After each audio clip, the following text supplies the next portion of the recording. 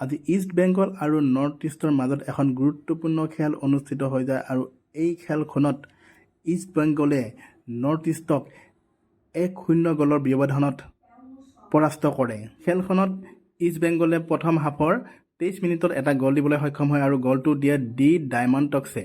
প্ৰথম হাফটো 1-0 গ'লতে সামৰণি পৰে।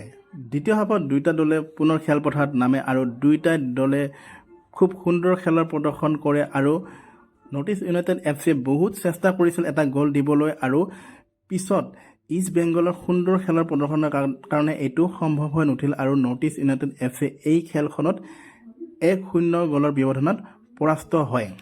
এই খেলখনৰ পিছত নৰ্থ ইষ্ট ইউনাইটেড এফচিয়ে এতিয়াও পইণ্টছ তালিকাত 3 নম্বৰ পজিশ্যনতে আছে আৰু প্ৰথম পজিশ্যনত আছে বেংগলুৰু 9খন মেটচ খেলি 20 পইণ্টৰ সহায়ত আৰু 2 নম্বৰত আছে মোহন বাগান 8খন মেটচ খেলি 17 পইণ্টৰ সহায়ত আৰু নৰ্থ ইষ্ট আছে 10খন মেটচ খেলি 15 পইণ্টৰ সহায়ত।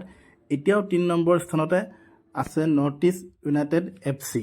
নৰ্থ ইষ্ট ইউনাইটেডৰ নেক্সট খেলাখন আছে 8 ডিচেম্বৰ তাৰিখে। এয়া আছিল ইষ্ট বেংগল আৰু নৰ্থ ইষ্টৰ মাজত অনুষ্ঠিত হৈ যোৱা আজিৰ খেলখনৰ আপডেট। আজিলৈ ভিডিঅ'টো ইমানতে সামৰণি মাৰিছোঁ।